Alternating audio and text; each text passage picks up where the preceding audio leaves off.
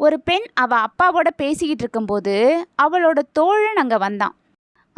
அவன்கிட்ட பாமுக்கு எழுதின அப்பா வீட்டில் இருக்கிறாருங்கிற ஆங்கில நாவலை வாங்க வந்தியான்னு கேட்டா. உடனே அவன், நான் ஹோம்ஸ் எழுதின நான் இங்கே காத்திருக்கிறது உனக்காகங்கிற ஆங்கில நாவலை வாங்க வந்தேன்னு சொன்னான். அதுக்கு என்கிட்ட அந்த புத்தகம் இல்லை, அதனால் நீ கிறிஷ் எழுதின மாமரத்துக்கடியில் காத்திருங்கிற புத்தகத்தை வாங்கிக்கன்னு சொன்னான். உடனே அவன் அவகிட்ட, நீ நாளைக்கு பள்ளிக்கு வரும்போது 5 நிமிஷத்தில் உன்னை அழைக்கிறேங்கிற ரீட்டைல் மேனேஜ்மெண்ட் புத்தகத்தை கொண்டு வான்னு சொன்னான்.